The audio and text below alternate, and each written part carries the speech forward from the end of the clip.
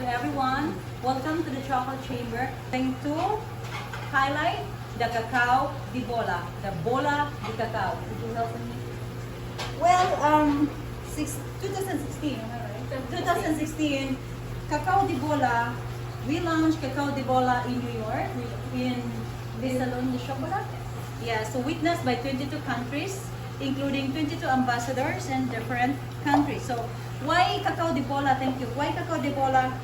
Very special to me, of course, as a chocolate queen. Ako gid kaayo ni na akong ipasigarbo sa tibuok kalibutan, isinggit ko that we Filipinos exist in the chocolate world, but we have our own identity, and that identity anchored in our may lain pa drinking tradition in our tablea, from tablea to sikwate.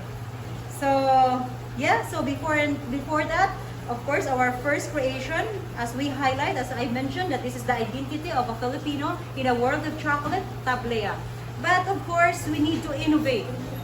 Innovations. But I'm very strict when I said that innovation, when you innovate, make sure that is my teaching and the philosophy that we live here at the Chocolate Chamber, innovation. But in innovation, make sure that There has to be a purpose. There has to be a reason. there has to be a reason. And of course, it should be the genuinity, the originality, and that is our tablea. So from tablea to bola di cacao. If Europe has queso de bola and tartufo, we Filipinos, we have cacao di bola di cacao.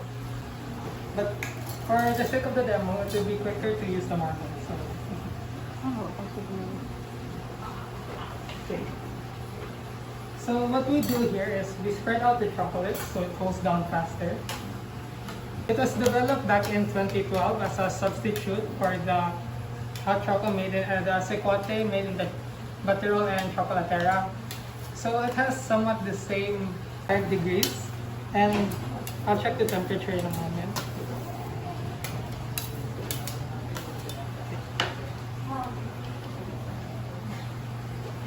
Okay, so now that we have it at 85, so usually it's better to keep it at this at an angle and pour from top to bottom so it's cleaner.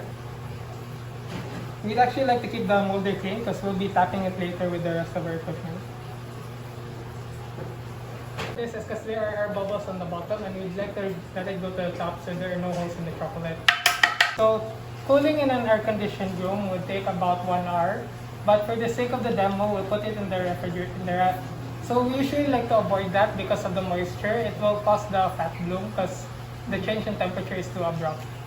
Well, of course, kitang mga Cebuanon, mga Filipino, nasayod kitang tanan nga kada Pasko, aduna kitay salo-salo. Gitawag na to, di ba, salo-salo? Or well, of course, it is part of the simbang gabi. Mao na karon nga natay, here is the, well, it's not an ordinary pot. Can I have the set, Hana, of the chocolate bar? The chocolate. Here, this is one of the highlights, of course, here at the Chocolate Chamber. As I mentioned, that highlighting the culture, it's beyond chocolate. But we are, of course, highlighting the culture of a Filipino. So, of course, there's a set of, here, you can buy with a set for Christmas. This is very beautiful idea for a Christmas gift. Not only that, giving without, well again, always as the stealer, as the chocolate princess mentioned, that always doing with a reason behind. And of course, muhatag naman ng tagregalo, dapat naasay purpose. Not only giving gift, but the purpose is bringing back the drinking tradition. So here is the, Hannah, please explain. So here is the Battirol and the Chocolatera set. So some people say like this whole thing is a Battirol, but we want to tell people that this actually comes in two. So this is actually the Battirol, which comes from the word batidor, which means to be, and the Chocolatera, which is the chocolate maker. Yeah. So, but of course, dili mahimo kung dili na to apilan of tablea from the Chocolate Chamber. So here is the set. You can have this the set already. And there's also a bigger, can I have the bigger one? Of course, basin ganahan ta nga mas dako ang atong yatag. So of course, we have a budget. Of course, there's a Battirol, the bigger size, please, Hannah.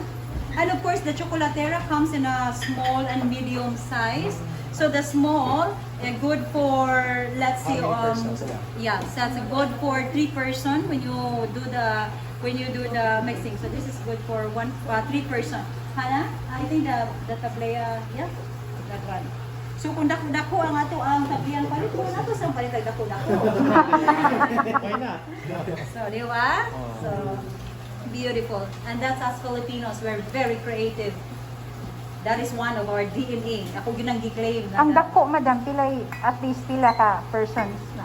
And ako, you can double. So, let's say 6 Mga six. person. Yeah. Tablea ensaymada.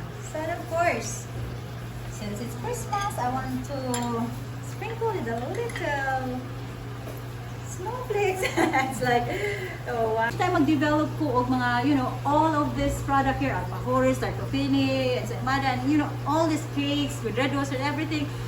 Hala, kay ganahan naman ng mga tao. So, ganahan sa mo palit. And I said na, I want to develop something na ini Christmas, kaya hatag na ko siya, dili gid siya mapalit.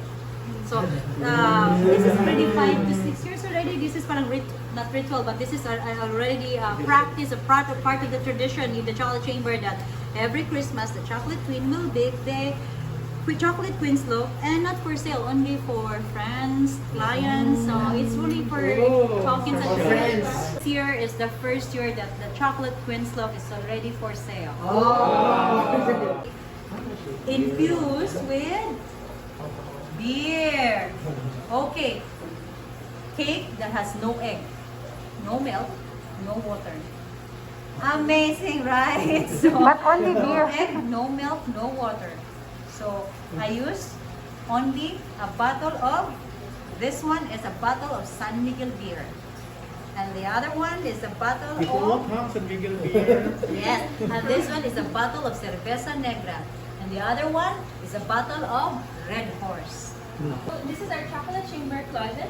So it highlights the different kinds of chocolate creations we have.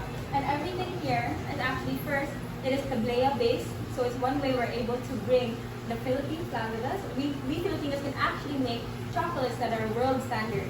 Chocolate, the chocolate bar, nag-mold na to into cacao pod.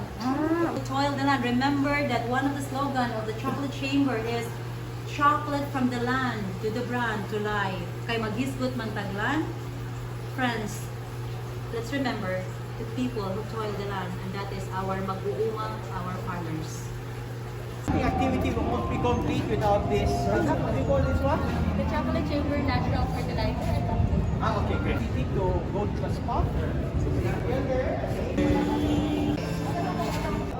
The chocolate chamber as our partner in the marketing needs of our needs, because we need that for our farmers to be more sustainable, because one of the problems of our farmers nowadays are where they market their products. If we're sustainable, that is why our farmers are still poor, despite of all the interventions of the governments and despite all their efforts. Tambayan, and now we are exploring the mountain barangays in Tulad, no, Cebu City, mountain barangays in Cebu City. That is why we tap the city agriculturist, for a possible memorandum of agreement for us to penetrate in the mountain barangays. How many members do you have? Your cooperative? Okay, our members we have now is 35,000. Our asset as of this moment is 577 million.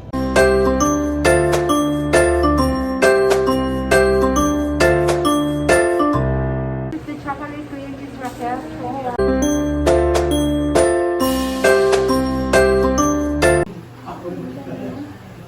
Merry Christmas, and let's salute to our Philippine cacao. That little girl is the chocolate queen of the Philippines. My name is Raquel. Choa. People call me the chocolate queen. Yeah. Then the chocolate queen is at your service. The chocolate queen became empowered because I found one of a hidden treasure that was kept and hidden in that mountain, and that is cacao. After all, France, it's beyond chocolate.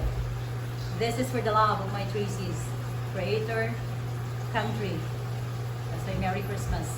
And of course, once again, cacao is the instrument. That is my 3 C's. But there is a 4 C's behind. Of course, ang pinalangga kong Cebu.